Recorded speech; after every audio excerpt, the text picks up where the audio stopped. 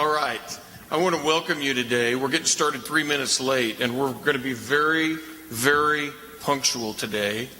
My name is Vic Calhoun, and this is our first holistic workshop for the Longevity Health Foundation. A wise man once said that we are not to despise the day of small beginnings, and so I'm going to welcome everyone that we have today. We appreciate you coming out on a Saturday.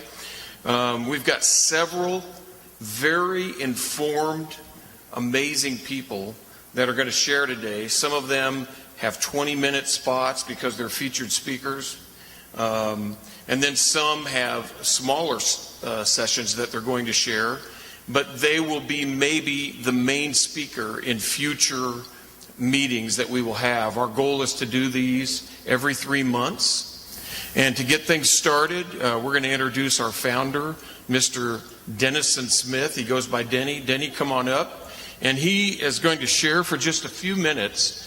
If you're one of the speakers today, I will give you the 2-minute warning when you've got 2 minutes left. And then when it's time to move on, I'm going to stand up and slowly push you off the platform or something like that. But it'll be very kind.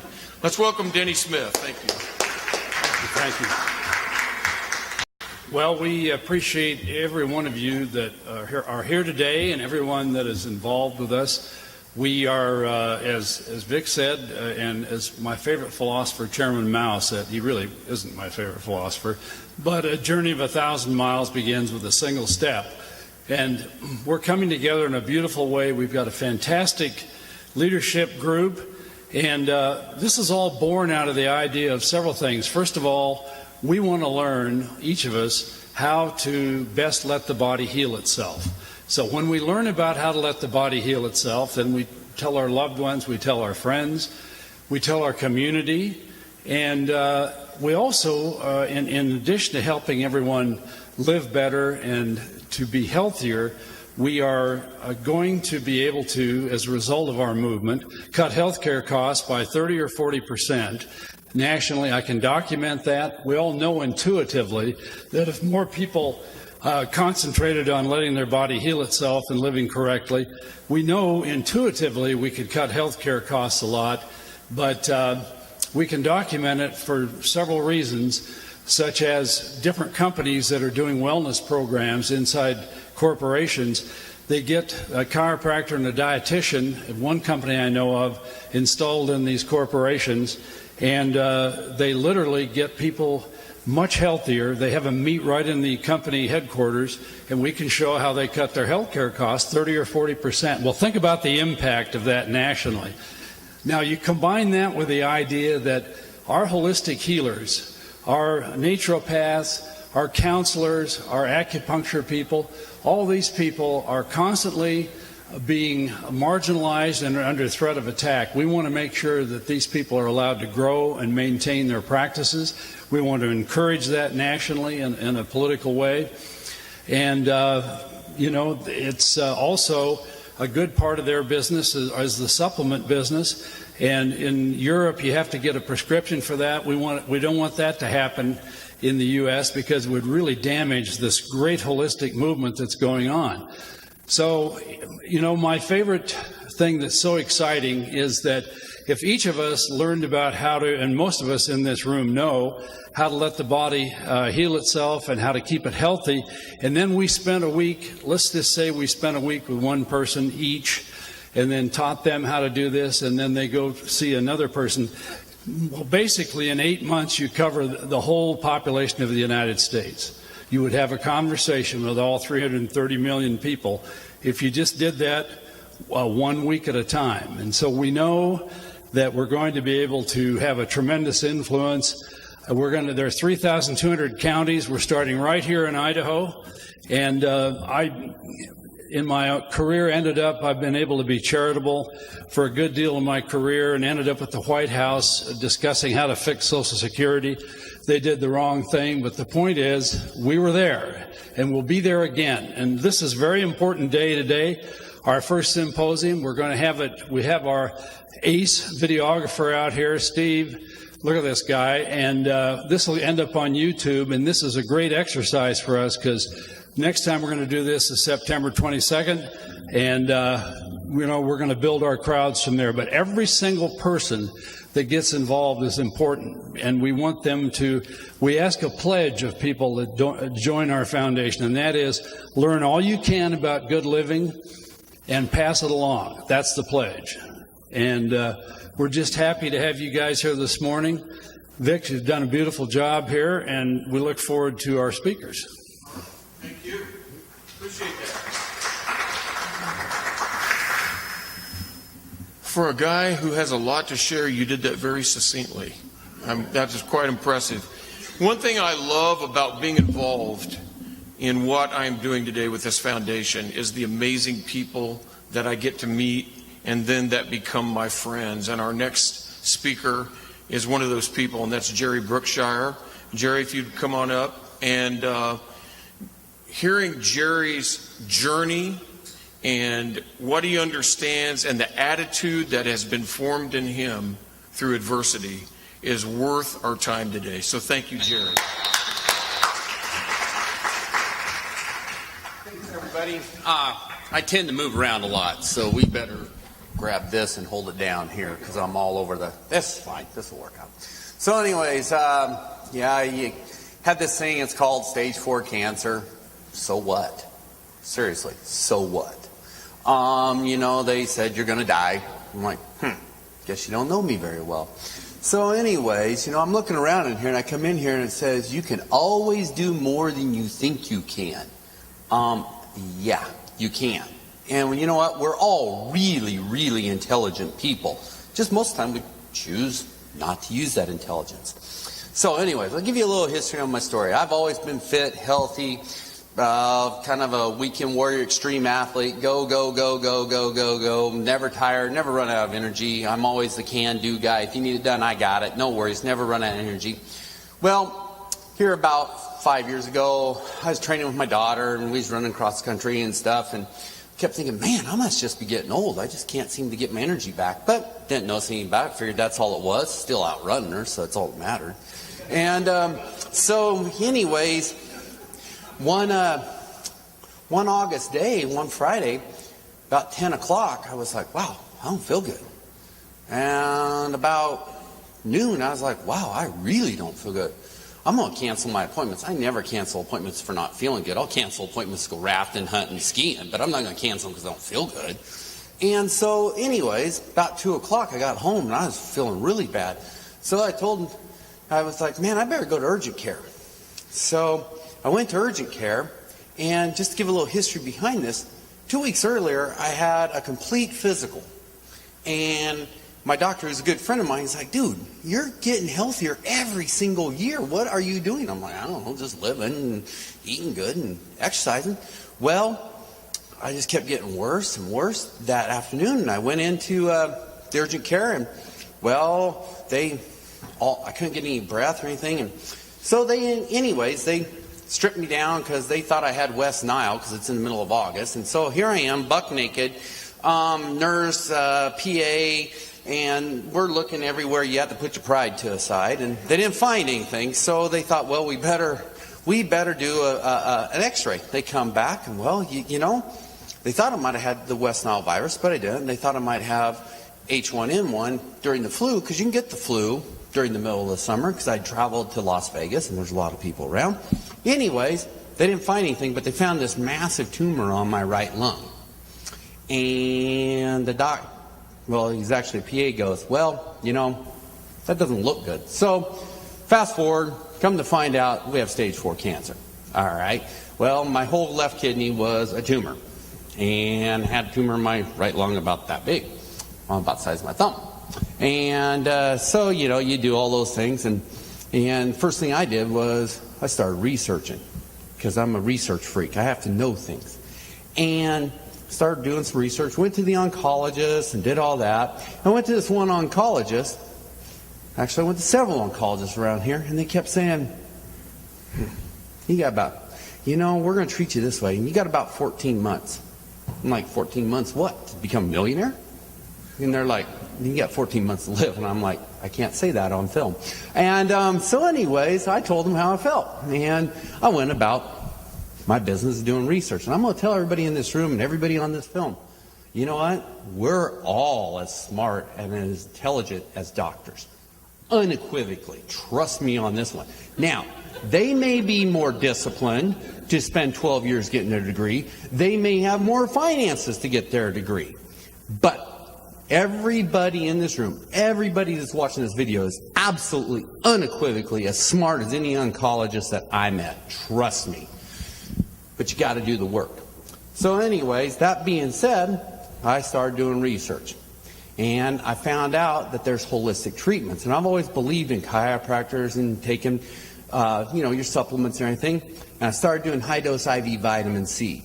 Cancer does not like vitamin C. Cancer thinks vitamin C is sugar, so it gets all excited, but once it gets it, it can't get rid of it. It starts beating up on the cancer. So we did that locally. Then I started doing research, and I called oncologists all around the world and started talking to them. And the one thing, though, that I did find about oncologists, whether they be standard of care or whether they be holistic, is that inflammation is the root of all evil.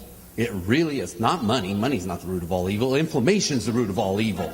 Inflammation makes you sick. And you got to get inflammation out of your body. If we didn't have inflammation, we would be great. So at least I could get both of them to agree on that. But they both think both are crazy. Standard of care docs do not agree with holistic care docs.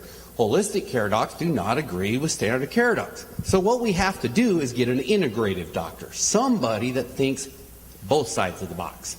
Well, I was blessed to do a lot of research and find holistic doctors in the United States that do holistic oncology along with standard of care. And I combined those two practices to crush my cancer. And then my behavior after that, what I learned from my oncologist is two things. And it's kind of ironic, we have two presenters here today, that keeping your body in an alkaline state through organic foods and quality water makes a huge difference. Well, I did that along with my treatment. Now, the thing is, I want to get mind thought in everybody's how to think when you have cancer. Okay, I've been in the insurance world a long, long time. And statistically, who drives a car in here? Raise your hand. Everybody raise them high. Come on, we all drive. Okay, some drive better than others. Who drives on Eagle Road occasionally here in the Boise area? Okay, the gauntlet, as I like to refer to it, because you get all these people on their cell phones putting makeup on. You know, that's really nice when you're driving. Guess what, folks? Statistically, and numbers do not lie, you have more of a chance of dying in Idaho on the roads in 1 year than you do from stage 4 cancer in 1 year. So why be scared? There's nothing to be scared of. You know, and I took the attitude, I should be more scared to get in my car, but I drive every day, don't think anything about it. So why are you scared to have cancer? Figure out a way. Don't worry about the problem, worry about the solution. And that's exactly what I did, and that's exactly what I want everybody to see is focus on the solution. With the Longevity Health Foundation, we're going to be able to keep those avenues and those roads open to focus on the solution. Because the solution isn't always standard of care. The solution isn't always holistic medicine. Maybe it's a combination of the two, but we need to preserve that right to have that choice that kept me alive. Now, through my standard of care, it's one size fits all. The doc said, hey, you should take this, you should do this. Well, that's for everybody over there. You guys take the same thing I take. You take the same thing I take. Well, I'm not seeing one person out here that looks like me or is in my age category, is in the same, that makes it we should all take the same thing. So I went to my holistic oncologist, who's world-renowned and respected by all the oncologists in the United States, and he specialized and fit everything to my personal needs, so it worked. Most people don't know this, but the majority of the people, well, no, I won't say the majority, but 25% of the people cannot process and metabolize chemotherapy drugs. So the cancer doesn't kill you, the chemotherapy drugs do. So they do a test to find out, can your body metabolize that? Then they send off your cancer over to Greece, which we can do the test in the United States, and they check out and see what cancer drug will kill your cancer. So they put over 3,500 cancer drugs and holistic approaches on my cancer to figure out what would kill it. Well, it comes back. What would kill it? And I had kidney cancer and lung cancer. What would kill it was brain and bladder drugs. They worked at 87 and 89% kill rate. Now, the drug that the doctors, the standard of care docs they give to all of you and me, because we're all the same, right? Had a 15% kill rate.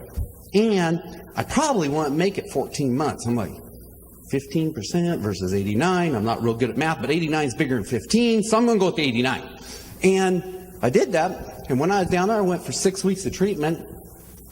I didn't lose any weight. I didn't lose any hair.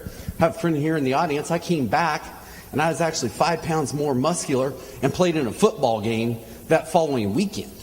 You don't have to lose your hair. You don't have to die because you have cancer, people. I mean, you don't have to die because you drive a car.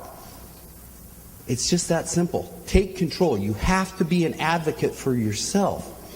So anyhow, that being said, it's a mind thought. It really is. Now, we're all going to get faced with some things we can't beat.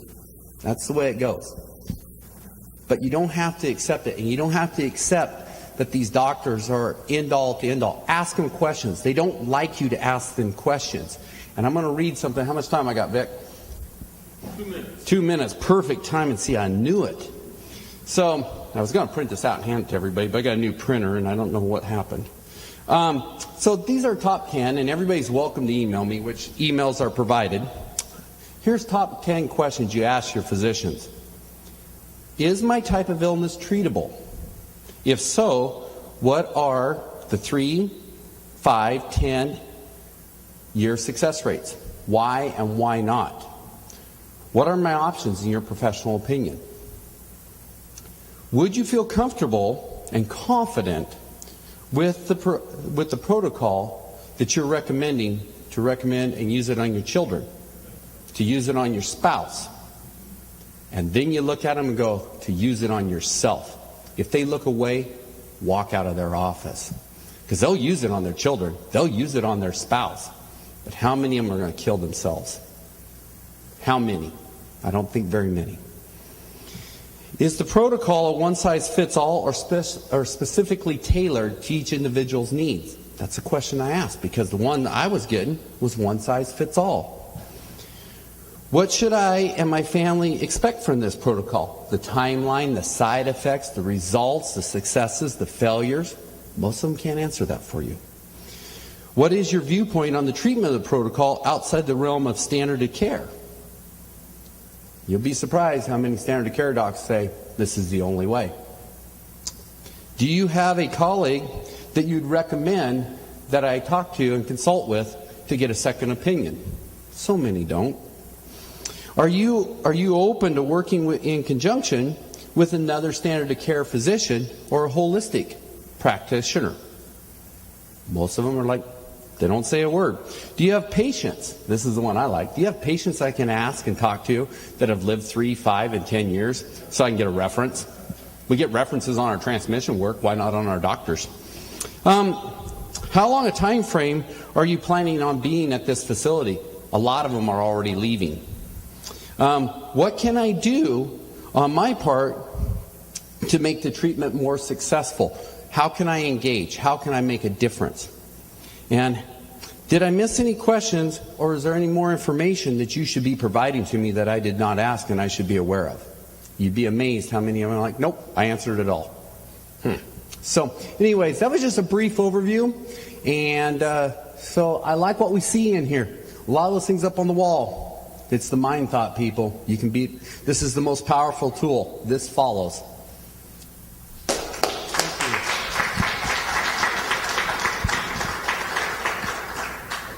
I like hearing stories about victory. How about you?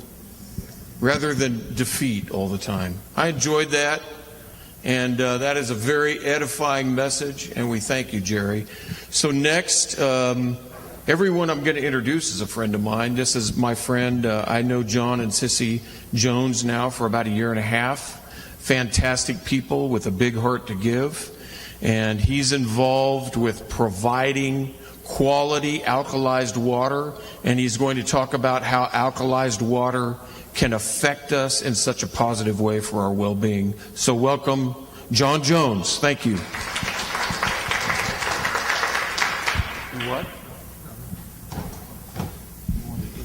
No, it's fine. Good morning. Hey, welcome. And I'd like to first thank Denny, Vic, and Jerry for inviting me to speak to you guys. It was a great honor to be here. I want to tell you a little bit of my story, just kind of bring you up to speed. And my wife and I first moved to Idaho in '89 and raised our kids here. We moved up from California when it was still okay for all of us, to come up here. They're not really welcome today, I guess. But anyways, I've been here long enough where I guess I can be considered one of y'all. In 2003, we moved to Texas. My wife was offered a position down there. I was in the appliance business, home appliance business. And we moved to Texas, and I just expanded my company there. And over the years while we were there, my son called. And our daughter-in-law, one of our sons, our daughter-in-law had a tumor on her spine, and it was inoperable. The doctors wanted to try some experimental stuff with radiation pellets and stuff in there, and she said no way. That was about the time a friend of mine who is in the business I'm in now called and asked them, told her actually, you need this in your life, this alkalized water. And so they went ahead and bought the machine, started using it. She also quit drinking sodas, and she ate a better diet. Within 90 days, she was cancer-free. My son called and said, hey, you and Mom need to get one of these. We didn't have cancer or anything, but we bought one because we wanted to be supportive, and it was good water. We loved it. But that said, prior to that, our daughter down there, when she was living with us, had a friend, 23, 24 years old, and we watched her get, I think she had ovarian cancer, and we watched her wither away and die. She went in for radiation therapy, chemo, all the stuff, and finally the doctors said, well, we've got to fatten you back up, so go eat McDonald's and whatever you like, and before we can do surgery. Well, that was the coffin nail, because you don't tell somebody with cancer to go eat more acidic diet. That's just not right. And so doctors make a lot of money off chemo. Let's face it, it's a very profitable business. I liken it to the chicken coop theory that I've got, which is if you got a chicken coop and you got the fox getting in because you got big holes in the fence, which I liken to a poor diet. I know. But anyways, the fox gets in, kills your chickens. Well, you got two choices. You can either build a better fence, or in this case, a defense, by eating better, drinking good water, the different things you like, or you can go ahead and inject all your chickens with poison, so when the fox comes in, he eats the chickens and dies. Good chance you're going to kill most of your chickens, too, though. And so, anyways, I'm here today to talk to you about hydration, proper hydration, and as far as I'm concerned, the best water in the world. Electrolyzed reduced water is the medical term. I'm not going to mention the company I'm with, but the actual technical name is electrolyzed reduced water, and they've proven it's used in several hospitals in Japan, and it's just the best water. We saw our daughter-in-law get better. For me, I told you I worked on appliances all my life. Well, crawling around on my knees on concrete and hardwood floors and stuff, they were pretty well shot. Anybody else ever have that? Sounds like a Craftsman ratchet when you walk upstairs in the knees? Anybody? That was me. After about 8 or 9 weeks of drinking good water, that went away. And that was at the time the only thing different that I did. So I'm assuming that I had to credit the water.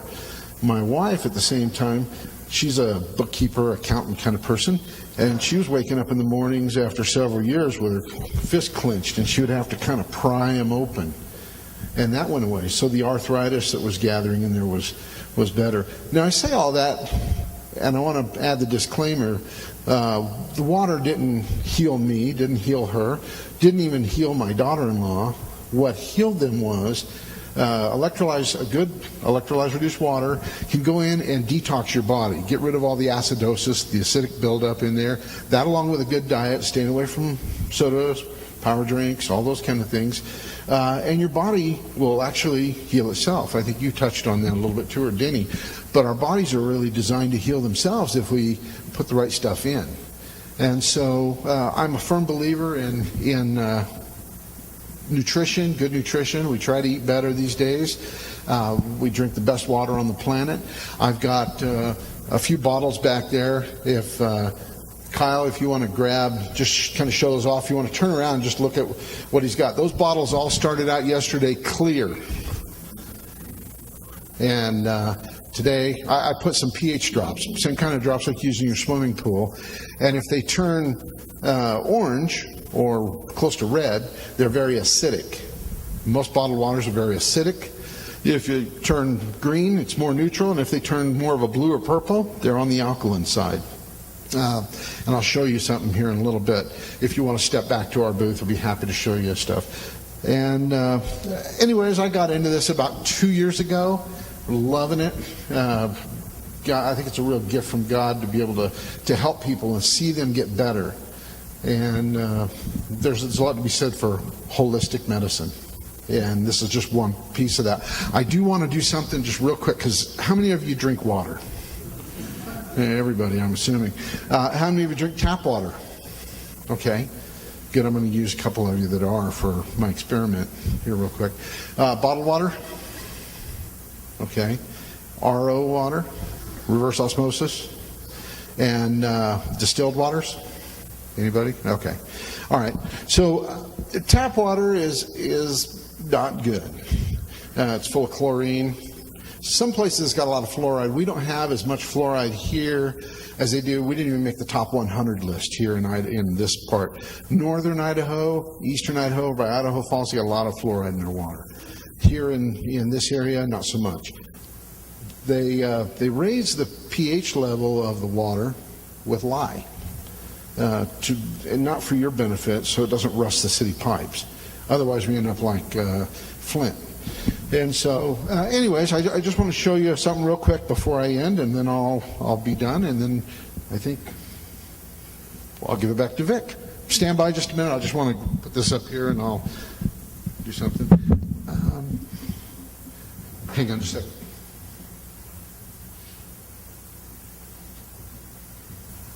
So this is just good old Boise water right out of the washroom here. Just tap water.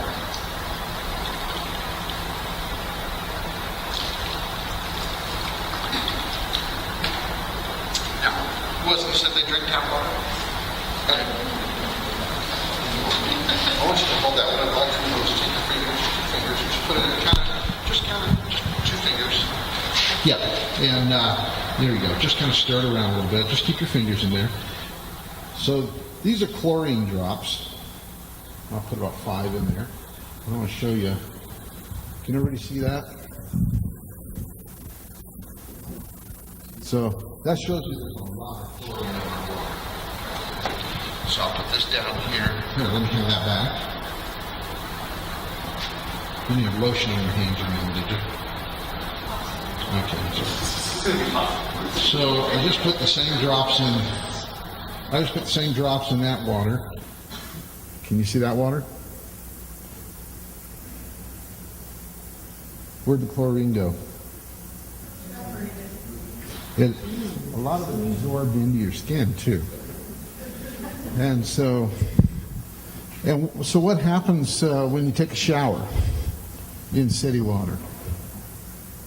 You're standing there exposed to all that hot water coming out, your pores open up, and you're just sucking that stuff into your body. The company that I'm with also has a product for the shower, but I always tell everybody, first thing I would recommend, anybody who's using city water on your way home, stop by Lowe's or Home Depot and pick up a block filter for that shower. You just unscrew your shower head, that screws on, then screw your shower head back on. Or if you got a wand, it goes before that. Get that chlorine out of there because it's not good for you. It's not good for your body at all. And I'll end on that note, and I'll hand it back over to Vic. I do just want to, I'll hand this back to you, and I'll use this one.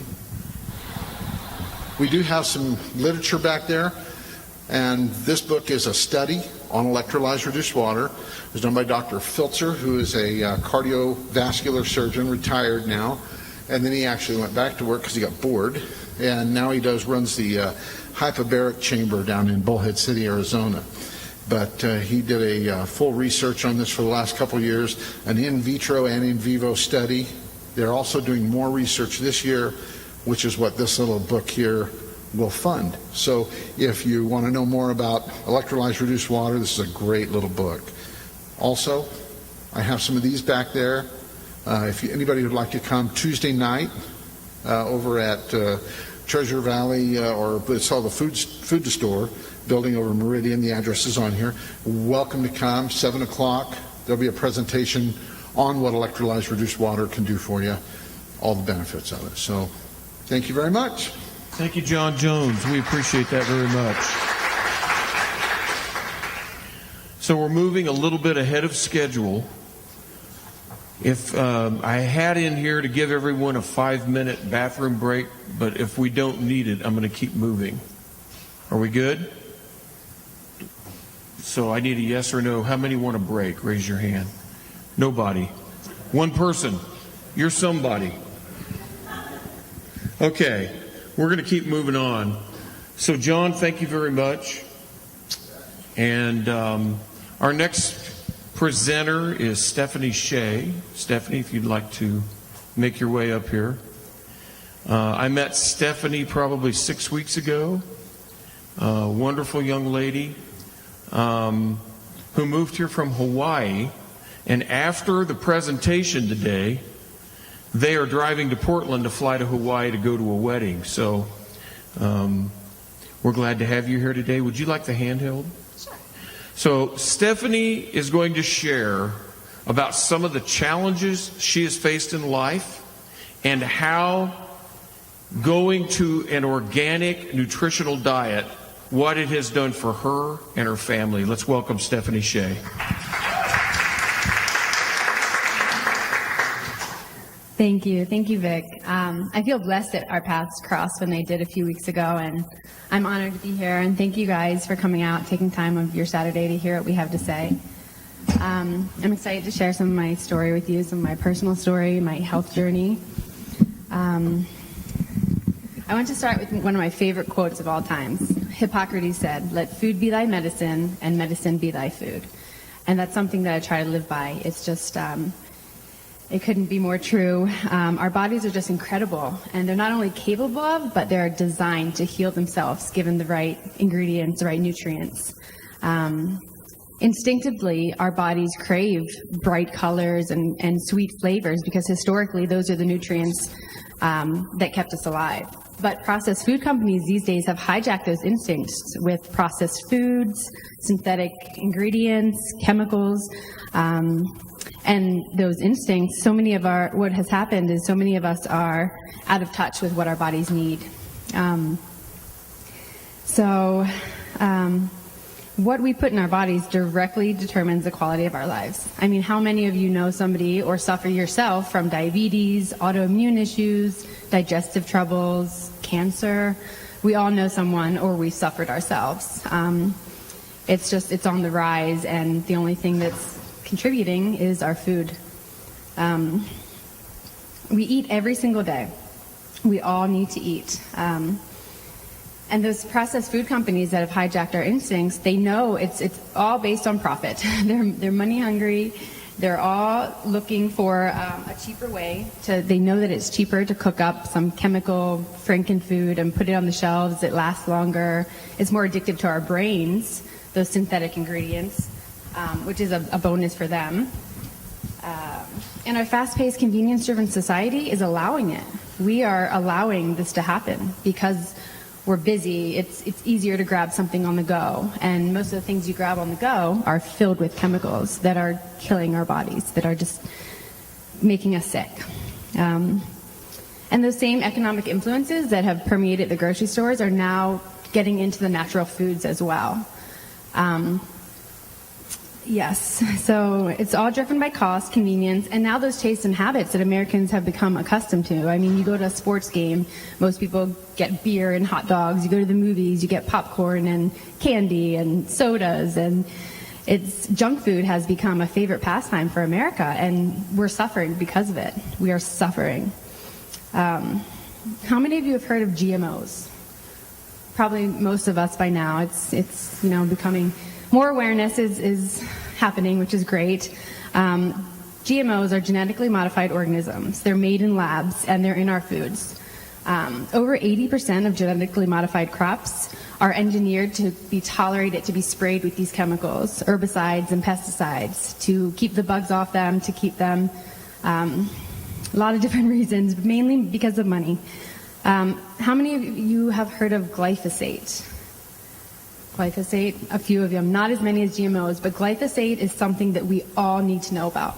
Glyphosate is found in 75% of our food now, even organic. It is an herbicide put out by Monsanto. It's called Roundup, but it's sprayed on all of our food, even organic food. And what glyphosate does is it's a chemical, an herbicide that was intended to grow GMO food and to kill all organisms that are not GMO. So, like I said, it's found in 75% of our food, which is amazing, incredible to me. And every single American that has been tested, even those that eat clean and organic, it's found in their bodies. Rainwater is even testing positive for glyphosate. That blows my mind. That means that it's permeating our air. So no matter how clean and organic you eat, you're still getting that in your body. What does glyphosate do in our body? It destroys our gut. Have you guys heard of the microbiome? Microbiome is your gut, aka your second brain. Scientists call it your second brain because so much happens there. 80% of our body's immune response, autoimmune response, is in the gut. It's responsible for producing serotonin and hormones that regulate our happiness, keep us from getting depressed. It's also responsible for taking all the good nutrients in your food and eliminating all the toxins. And so when your gut is compromised, your whole body is compromised. So let's see. Hippocrates again. Way back, he said all disease begins in the gut. How predictive was he? That was how many years ago? We looked at the dates when he was live last night, and I couldn't even do the math to tell you how long ago he lived, but he knew some very wise things. Both the World Health Organization and the Natural Academy of Sciences have now labeled glyphosate a health hazard, yet it's still 100% legal and allowed in our food. The state of California has actually banned glyphosate now, where they deemed it to be a cancer-causing agent. It's literally poisoning our bodies, yet it's still found in our food. All these things are coming to light, yet it's still allowed in our food. Other countries have said, no, we're not going to have that. They have stricter labeling, they have better policies than we do, but we're still allowing it in our food. Leading experts believe that glyphosate could be causing autism, immunosuppressant diseases, I always say this wrong, Alzheimer's. And most of us can't completely avoid GMO food, even if we're eating clean and organic. If you're going out to eat in a restaurant, you're guaranteed to be eating GMOs, and therefore you're going to get glyphosate in your body. And when we eat foods grown with glyphosate, it's killing off the vital organisms in our microbiome that we need to be healthy. Some signs of a damaged microbiome, a damaged gut: skin issues, digestive troubles, getting tired easily, having headaches, feeling foggy-headed, joint pain, difficulty losing weight.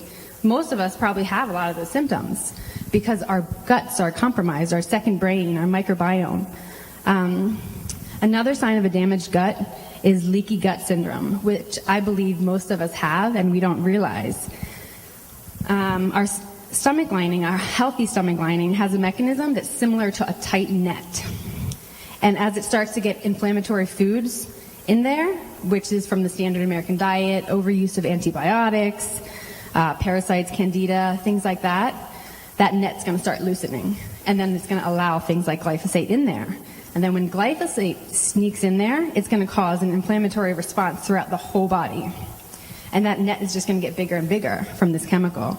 And it's going to cause systemic inflammation all throughout the body. And as Jerry talked about, inflammation is the root of all disease. The blood isn't prepared for those things to be in the bloodstream. And over time, it creates autoimmune diseases, things like low thyroid, things that happen with excessive inflammation. The link between glyphosate and these issues, it's clear. The data is clear, and it's frightening. It's scary. It's toxic and it causes cancer. I'm not trying to scare you, though. I will talk about some things that we can do to protect ourselves and our families. But I think it's time people learn about this and know, because it's everywhere. And most people haven't heard of glyphosate. So this might be a good time to share a bit about my own health journey. I'm a mama of 2 boys with my wonderful husband, and my oldest is 3, my youngest is 2, so they're pretty close in age. Not planned, but that was the way it was intended to be, and we're so blessed. But when I was postpartum with my second, I dealt with some postpartum depression, some severe depletion. My oldest has some health issues, and so we had a lot of stress to do with that. And I was introduced to an organic, non-GMO superfoods company that's committed to sustainable agriculture and high-density whole food nutrition. And my life changed. My life changed. It's a farm-to-family manufacturer producing the highest quality plant-based nutrition for over 25 years. Ingredients grown in organic, mineral-rich soil miles away from civilization to even decrease environmental pollutants, with pure water, no artificial colors, flavors, binders, hormones, GMOs, nothing that, just real food. And the mission of our company is actually to end human suffering and to restore harmony with nature, which is so aligned with my own values. I've known since I was a little girl that I was put here to help people. I have a master's in counseling, and I used to work with homeless people, severely mentally ill, substance abusers, and I found it so fulfilling. Once I had my boys, I wasn't ready. I wasn't willing to leave them, especially with the health issues that my son has. And so back to when I was postpartum, severely depleted, my friend was after me to do one of her superfoods cleanses. She just kept bugging me about it, and I kept brushing her off. I kept saying, I don't need a cleanse. I eat organic. I'm healthy. But really, I was suffering. I was, the hormonal craziness that our bodies go through when we are pregnant and have babies, or it was just a lot, And then we decided we needed to leave Hawaii to get better medical care for my son, and I just kept brushing my friend off. And finally, one day, I said, "Okay, I'll do it." And within a space of days, my life changed. Within days, I felt nourished on a deep cellular level.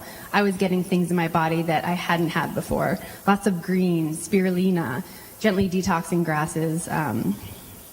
But what was truly amazing was what happened with my son, Dakota. Dakota has, I might get emotional because I'm learning healing is not a linear process, but my son was born with hemophilia, which is a blood clotting condition. It's characterized by joint bleeds, bruising. Basically, to form a clot in our bodies, we need all these blood proteins, and he was born without factor VIII. So when he was 18 months, he had a head bleed. He had a series of 3 ankle bleeds, and we were told that joint damage could happen with just 1 ankle bleed. And we had to have surgery to get a port put in. Even now, every single day, we have to give him treatment with a needle in his port. And we had all these issues with the port. We were dealing with things like severely bleeding for days on end. And the doctors were like, we don't know. We don't know why this is happening. We might never know why this is happening. Not okay. Just like Jerry, we were like, no. We learned to be the advocates for our son. We learned to take back our power, and we don't have to be okay with what they tell us. We now know more than doctors. We don't let doctors and nurses access our son's port. We go there when we have to go there for labs or whatever. We don't let them touch him anymore because there has been so much trauma associated with it. What was amazing with him was when I was introduced to this company and this nutrition a year and a half ago, he started drinking drinks of my green drink. My husband and I quickly became addicted to because it's just so nourishing.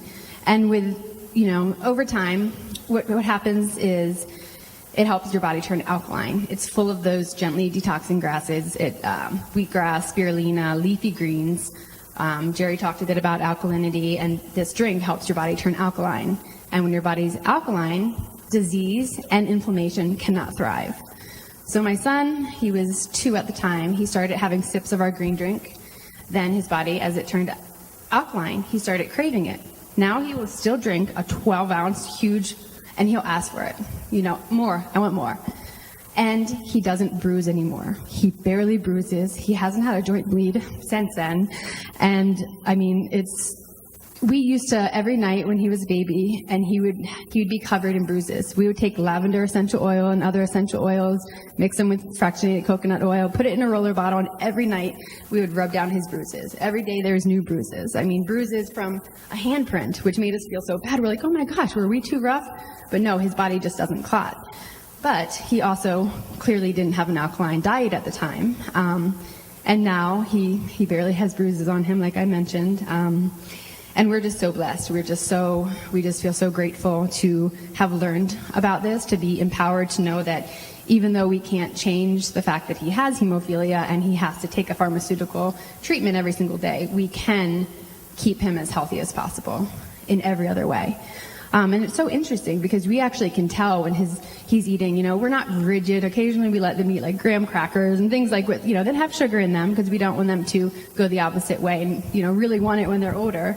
But we can notice when he's eating a little too much sugar, or maybe he's missed his green drink for a day or two because he starts having more bruises. So it's just incredible. It's just very powerful what food can do. It truly is our medicine if we allow it to be. And it's time we take back our food supply, and it's time we tell them that we're not okay with you poisoning us. We're not okay with it. It starts in our own home with our own choices, because there is a different way. There's a better way. We don't have to be sick. We don't have to be suffering. We can not just survive, but we can thrive. We truly can. So thank you for letting me share my story.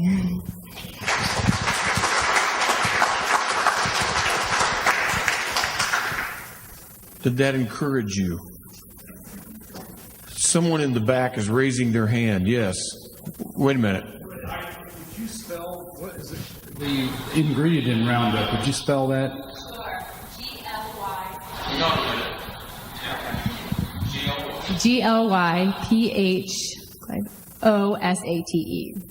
Glyphosate. Glyphosate.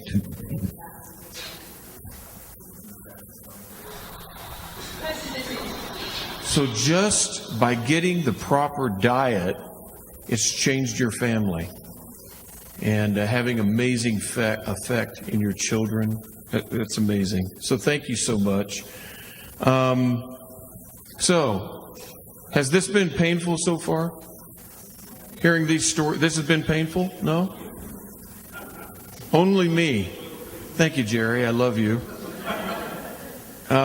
Next, we have the pleasure of hearing from a very wonderful, lovely lady, Aspen Morrow. And actually, Aspen, I had you down for 9 minutes, but if you want to take a little longer, like 12 or 13, you can. I'm being so generous. And would you please come up? Aspen has an amazing story to share with us. Please welcome Aspen Morrow. Thank you, Vic, for having me today. My name is Aspen Morrow, and how many of you guys have ever been to a doctor and gotten some pretty bad news? Anyone? Well, I was almost done with my senior year of college, about to become a full-time international journalistic missionary. And not only was I disqualified from that program due to the news I got from the doctor, but it changed everything. I was 22 years old and woke up in a psych ward. I spent 2.5 weeks not knowing what had happened, how I got there, why I was there, when I was going to get out, or anything. So when I got out of that hospital, a psychiatrist said, "You will be on medication the rest of your life. You should consider not having children. You are likely facing repeated hospitalizations, and you have one of the worst cases of bipolar I have ever encountered." Fast forward to today, I have been medication-free for over 15 years. I was turned down for disability, thankfully. I've been married for 17 years and have 3 amazing children who are 9, 12, and 16. I get to live a symptom-free life. I occasionally have a sensory flare-up, but here's the thing. Medical doctors prescribed prescription drugs for the 264-year period of history between when vitamin C was introduced as a natural cure for scurvy and it became implemented on the merchant ships. Scurvy, if you don't know, is the pirate disease. It is horrible, just like mental illness. Mental illness, however, is not externally seen like scurvy was, where their teeth were falling out and people were afraid of them. But it was a medical mystery until vitamin C became the cure. Now, my question posed is vitamin C the cure for scurvy? Yes, no? Yes, okay. What happens if vitamin C is removed? Scurvy comes back. So it's kind of like the same with a cure for cancer. Your cancer would be in remission, right? But it could come back. That's a good analogy for how I live with bipolar. I do not have bipolar anymore. I will not allow you to call me bipolar. I will not be diagnosable if I went into a doctor and they did a diagnostic test on me. But if I don't take care of myself with the cures we have today that have already been around for over 20 years, have 34 medical research studies and 15 universities, my bipolar could come back. In fact, in the country of Canada, Health Canada got so enraged at the supplements that were being used for the treatment of mental illness, including severe cases like myself, bipolar 1, rapid cycling with schizophrenic tendencies, sensory issues, ADD, self-harming as a teenager. You can come touch my scars. Jesus said I could keep them like he did. So the Canadian government actually got involved, raided this little supplement company, and started dumping bottles of vitamins. And they said, we're no longer going to let our people have access to this dangerous drug. And they set up a suicide hotline for those people like me who had been out of care for so long we no longer had a psychiatrist. And people died. So the mission of the Longevity Health Foundation is very passionate to me because a supplement saved my life, just like scurvy might have saved a pirate. And so my goal is just to educate people. I do have a best-selling book called Med-Free Bipolar. We've done over 10,000 copies worldwide through self-publishing, and another little book called Eat Weird, Be Normal. Because if we eat weird, like GMO-free and raw milk and things like that, we eat weird, we can be normal. And that title came about because my son one day, we were in Family Dollar and we were out of milk. And he said, Mom, we're out of milk. And I said, well, we can't buy milk here. He's like, oh yeah, we have to go get the weird milk. Because there's a great place in Mountain Home called Provider Farms, and they actually deliver raw milk and eggs and non-GMO chicken feed and things like that to our Treasure Valley. So that's part of how Eat Weird, Be Normal came about. So just checking my timer to see if it even started. Okay, good, it did.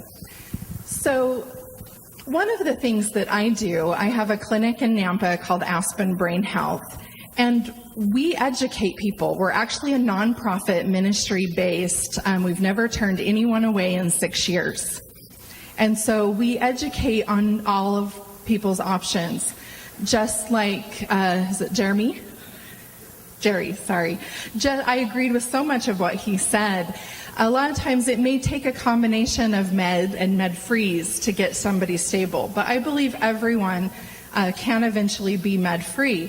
But I'm not against medication, and nor am I for it. So we really just want people to know their options and have choice, because our choices in health are so important. Things like forced medication for psychiatric care are very dangerous and scary to someone like me who has a psych history of involuntary hospitalization, and knowing that if the things that keep me well were taken away from me in a country, I would be back costing you money in your pocket because I couldn't work and I was on public housing, I was on food stamps, and I couldn't even read a book. So if you think about that recovery of someone who was so debilitated by mental illness that this talk would never have occurred, and my marriage wouldn't have survived, and my 2 daughters wouldn't exist, and I may have ended up permanently in the system. And I'm just so thankful to alternative information, to freedom of speech, to freedom to write about what I write about, and even the ability to operate how I operate my clinic with the separation of church and state. And so having those health choices and having those health freedoms are so important. And everything I know, I give away freely as much as I can, because I'm always learning something new. So check back in a week and I'll know something else to help you with. I really do believe in abundance of information and abundance of knowledge, and absolutely, people say, well, what are my credentials? Technically, I have a couple certifications now through the Dr. Amen Clinics method. Technically, I'm a minister, so I can technically do some spiritual counseling. But as far as credentials, I have nothing but the School of Hard Knocks. And just like her, I was on a mission to heal myself, and then I was on a mission to heal my children. Because although I have my story, my middle child had seizures and almost died. She saw every specialist in the state of Idaho, and they couldn't figure it out. One day, I had this divine inspiration that was not my own thought. And it was, could the immunizations be causing her seizures? Because as a Medicaid recipient, which I still was 11 years ago, there was so much pressure for immunizations. There wasn't the information for alternatives. We stopped her immunizations, and I had to switch doctors because my doctor wouldn't continue to see my children. And guess what? Her seizures stopped. A few months later, I started doing some of the same nutritional protocols for her that I do for me, and she's now been over 10 years seizure-free. All 3 of my children have had some kind of special needs. That makes sense when you look at epigenetics. But if you are ever around my children, if you ever school my children, you would never know. They'll never see an IEP.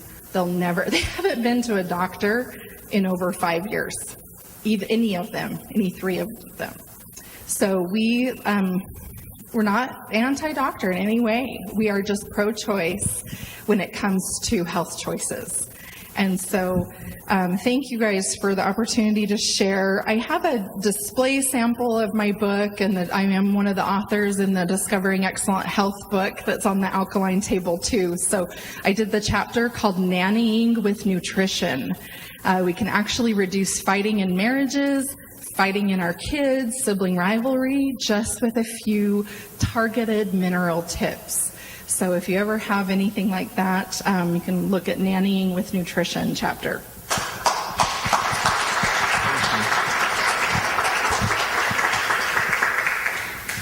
So Aspen, provided her schedule works out in September because she may have a conflict with a wedding, we've asked her in our September 22nd meeting to be one of our featured speakers, because I think you have so much to give and so much to share. And I didn't surprise you with what I just said, did I? Okay. You looked at me like, what? Okay. So one more. And we haven't disappointed yet, and this one isn't going to disappoint. Rob Black is going to come on up, if you would, please. Another person who was facing incredible adversity, who has overcome the odds, and he did it a completely holistic way. Let's welcome Rob Black. Take my time. I was just going to come up here and say ditto and sit back down. I think those talks we've heard have been absolutely fantastic, and the different circumstances. And this is something I want to, I guess, emphasize on as I start that in my particular case, I call it the shotgun effect, because I have thrown so much at it. And those of you who don't know the difference between the shotgun that spreads out a big masses versus rifling on the situation, I took the shotgun effect. And I went at it with a lot of different techniques, different therapies, different concepts, all natural. And I took responsibility for myself. That's the number one thing I learned when I first was diagnosed, that I put myself into a position to start learning. And that one thing was that I had to take responsibility, that this was my situation. And You don't know what you were diagnosed. I'll get there. Okay. This was my situation, and I had to take control of it. It wasn't that I was an unlucky number. It wasn't that I was just fell into a trap or caught a cold from someone. But I had to take responsibility. And with that, I turned into, I would call it, I guess, a little bit of a Google junkie, and learned everything that I could. So, bring that back up to answer Vic's question. There is 1 year ago this month, in fact. So this is kind of a neat milestone for me. 1 year ago, I was in the doctor's office, and it was just a couple weeks after having a complete full physical, and which I came out with thumbs up, everything's great, and no problems.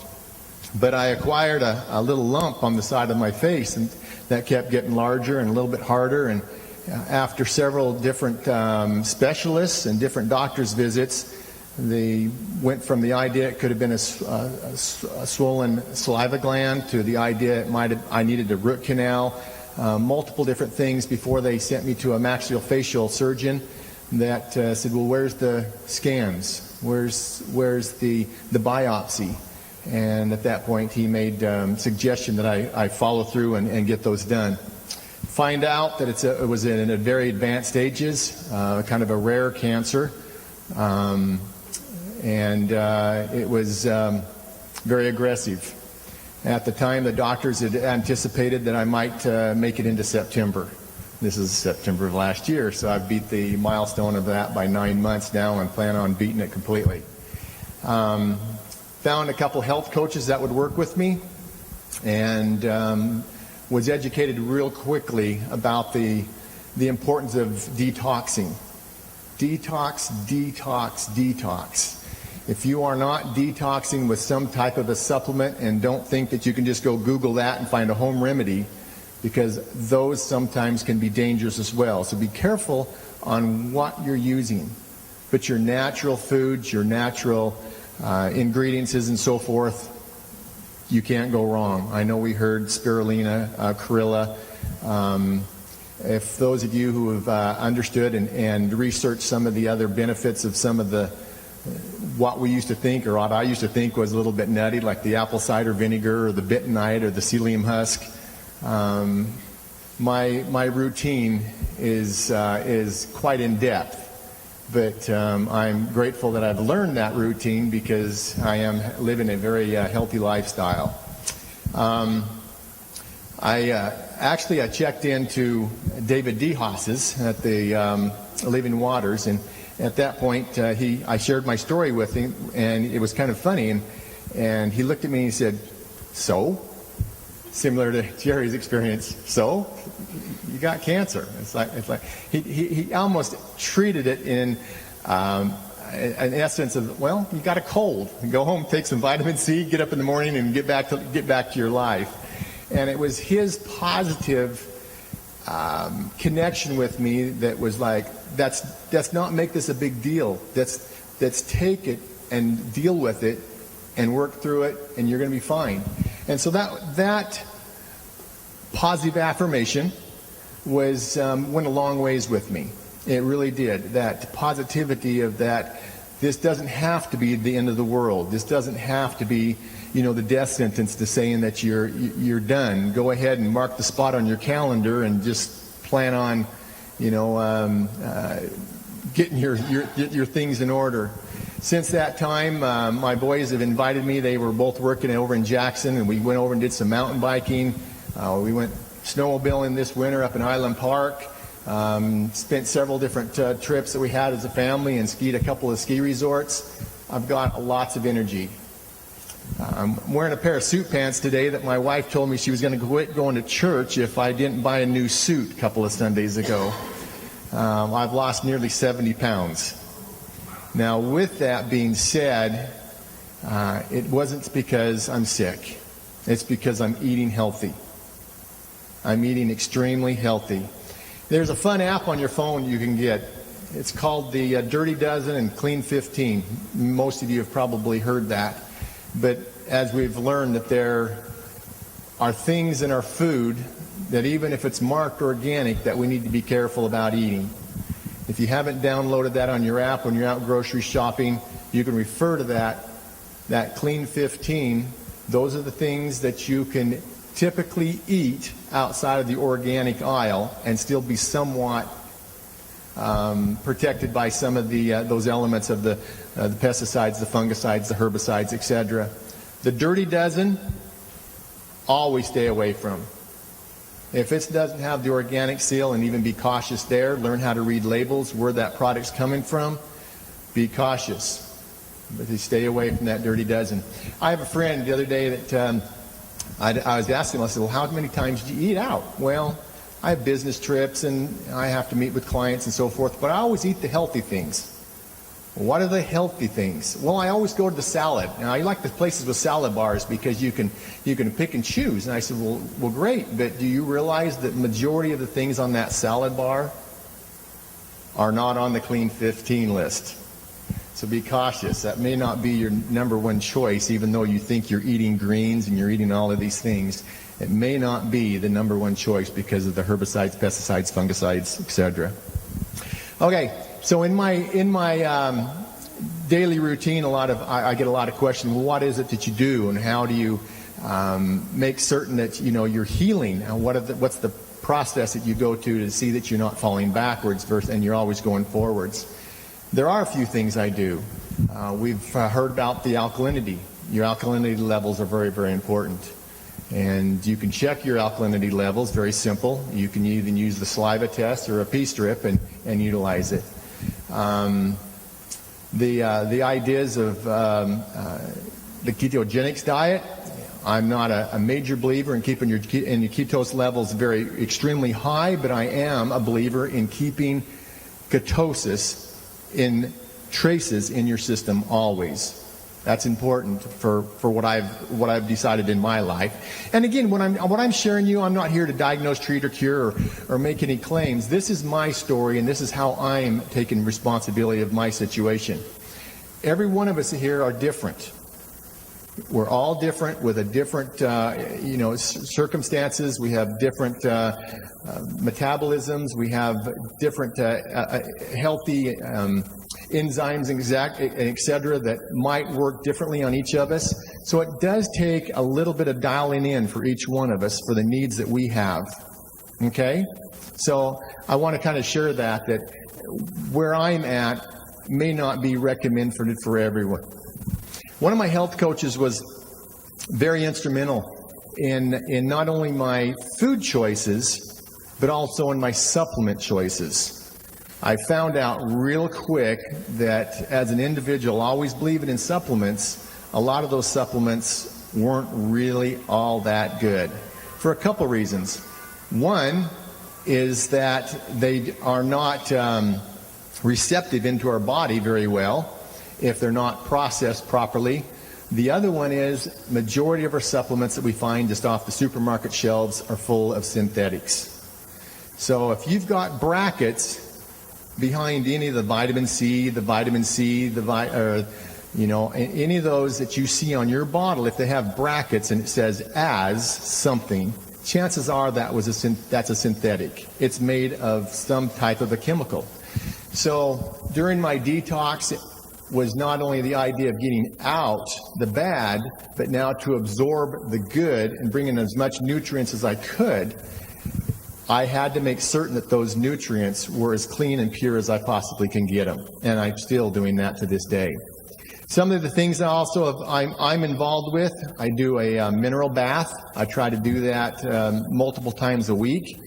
You get into a bath just about as hot as you can get it. My wife, it was funny when we first started this, just about the time that I would get the water heater would be drained. And just about the time it was getting to the point where I could tolerate it, she would come in with a big old pot from the kitchen stove and heat it back up.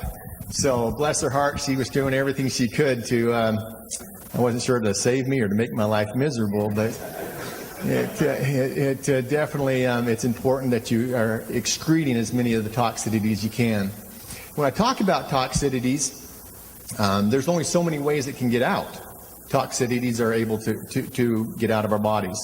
We learn from the filters you can put on your showers heads and so forth to help take out some of those toxicities. Very important. Our body is the largest organ, or our skin is the largest organ that we have. It's able to absorb all of these toxicities in. Fortunately enough, it's also one of the largest to excrete toxicities. So if you can get enough exercise in during the day of some kind, whether it's just on a little rebounder, trampoline, whether it's a jump rope, whether it's, in fact, I still do, I have a total vibration machine that I spend about 10 to 12 minutes on every day. And I still try to get out and do a brisk walk or even a little bit of a jog. That helps get my heart rate up, and it fluctuates the heart rate up and down, which has some benefits of itself, along with being able to excrete toxicities by sweating. Okay? Another one that's always in fact, every one of my health coaches asks me, and I'm like, what is it with you guys and having bowel movements? Every one of them always asks me. I said, well, Rob, how many bowel movements do you have a day? And I'm like, what is it with you guys? It is extremely important. If your gut, back to the gut health, we've already heard this one as well. That gut is so important in the process of going through and having a system that works properly and functions properly. Crazy as it is, I know a lot of people that can go a whole week and only have 2-3 bowel movements a week, and you're like, how does that happen? You should be having 2 to 3 bowel movements a day. And if you aren't, I know it's a funny little topic to be talking about, especially when we go live on a YouTube channel, but it's important. It's crucially important. And I would probably suggest if you are one of those that have that problem, that you look into some good natural cleanses. I also learned through a series of colonics and a series of some liver cleanses that don't think that you can go in and do a liver cleanse, for instance, without cleansing your colon first and your small intestine. And the reason why is because if you flushed everything just real briskly out of the liver, your body's just going to recognize it as the toxicity and all of this pollutants, and it'll recycle right back through your system. So you've got to clean out everything else before, so that when that does flush the liver, it has somewhere to go. It's gone. Other than that, you're going to find yourself probably very uncomfortable and maybe even sick if you tried to flush the liver first. And again, be cautious, because some of those are some of those liver cleanses can even be rough on your system if they're not done properly. During my time, I've learned about many of the essential oils, what those essential oils do, how they're best utilized, when to use them, where to use them. Lots of power in essential oils. If you have done any research at all, you know where I'm coming from with that. Highly recommend it. Some of the other things that I take very serious, I had never even heard about a blushwood berry before. Blushwood berry is a very unique product, or a fruit, and it's an interesting one, so you might want to Google that one as well. The cannabis, the CBD oil I take very serious. My cannabis comes from a private lab out of Michigan. I get buddies that always chuckle with me and say, Rob, why don't you just run across the border and over into Oregon and have somebody whip you up a batch? Well, my luck, the guy that's in the backyard or the basement doesn't know what he's doing, and I'd hit to the border right and find a drug dog or something there, and it might not have just CBD in it. So I'm very careful about where my CBD comes from, and knowing the effects of what it can do is getting more and more recognized across the country.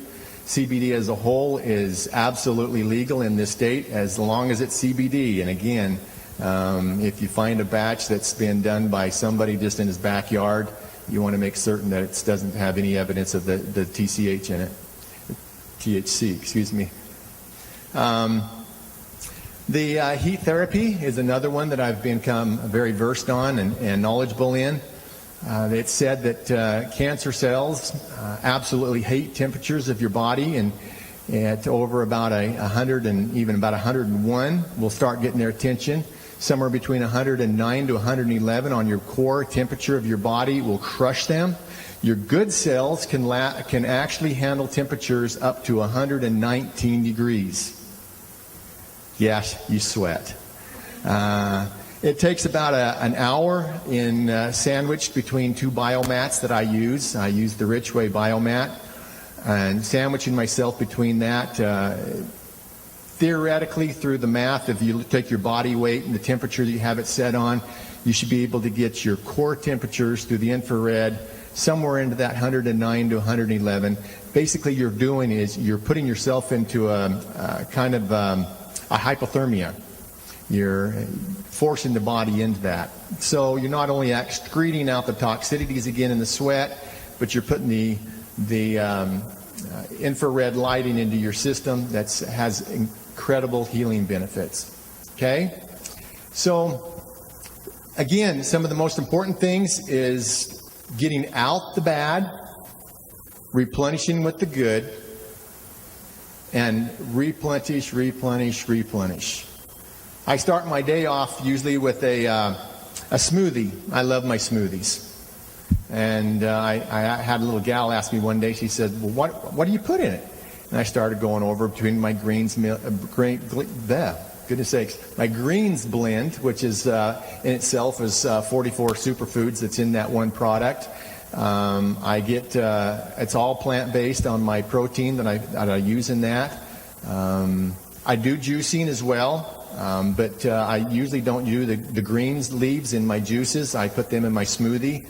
You just don't get a lot of bang for the buck with the in the juices out of your leaves, but I still am a big believer in those green leaves, so I do use them in my smoothies. I love an avocado in my smoothie. I get a couple funny looks every now and again. Why would you put an avocado in your smoothie? Try it. It's delicious. Drop a couple of cloves and some garlic in there, some frozen berries. I don't know that anybody can go wrong with eating as many of the fruits and vegetables as you can to get into there, and it makes it very yummy and desirable.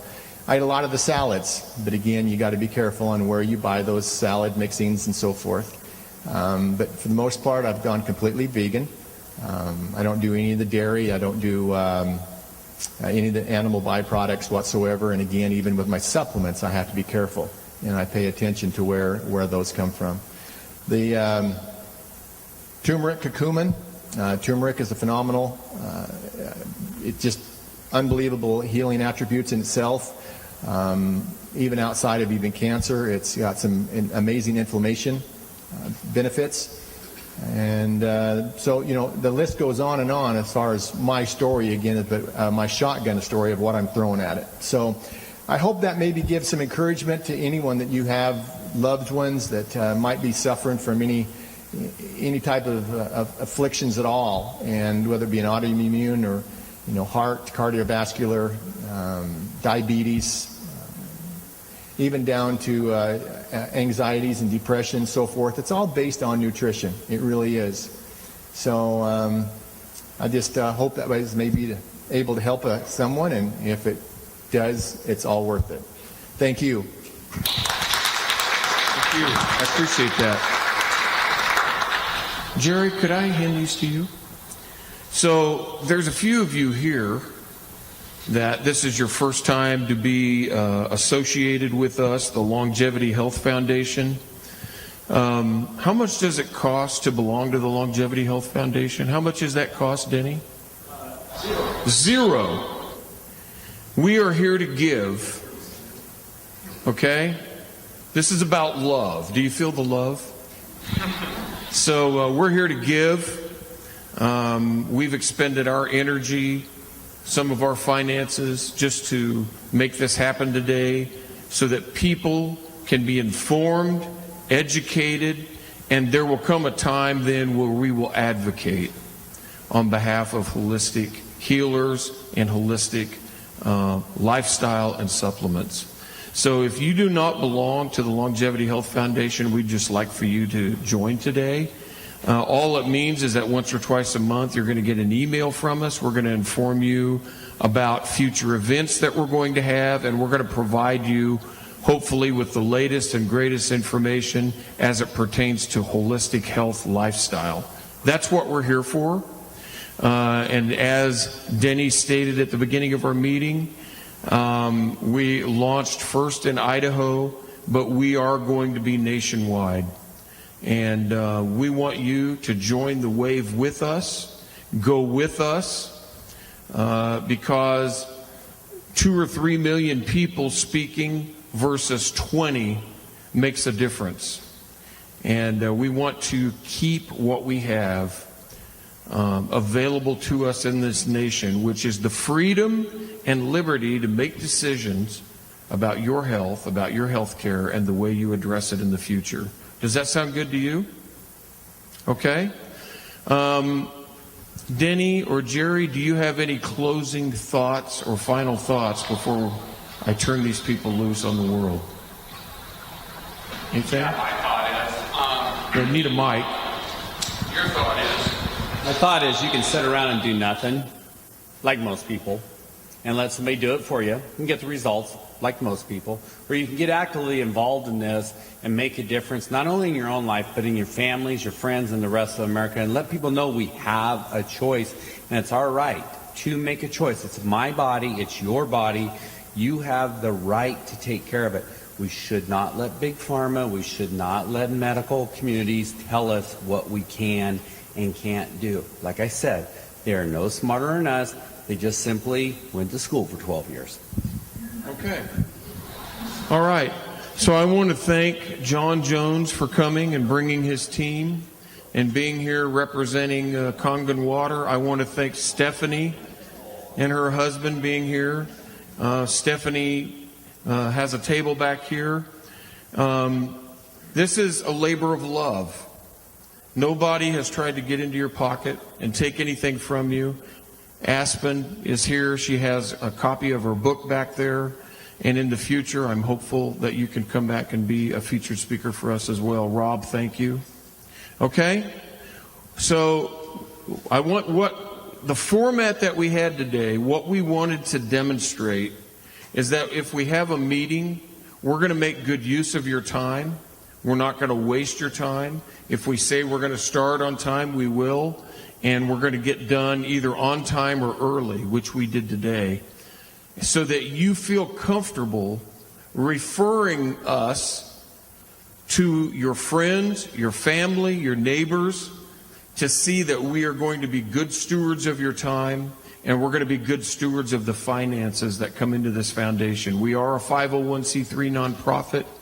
We do take donations, but our goal is that we will have affiliate partners that will help us fund the strategy of where we are and where we're going to be. Okay? And with that, Denny is going to say a final comment, and then we're going to dismiss our meeting. Well, I want to thank Vic for doing such a terrific job of putting this together. Thank you. We want to be crisp and concise, and as he said, be very informative. Jeannie, would you stand up? This is Jeannie Andrews. She's our state chair. And Jeannie, we appreciate you being involved in everything you've done. We've got a tremendous executive committee, Jerry and Rob and Jeannie, and it's very exciting to see how this is coming together. And just remember, everybody you bring in here is somebody new toward that geometric progression of getting more people involved. Thank you all for coming, and thank you, Vic, for a terrific. Thank you.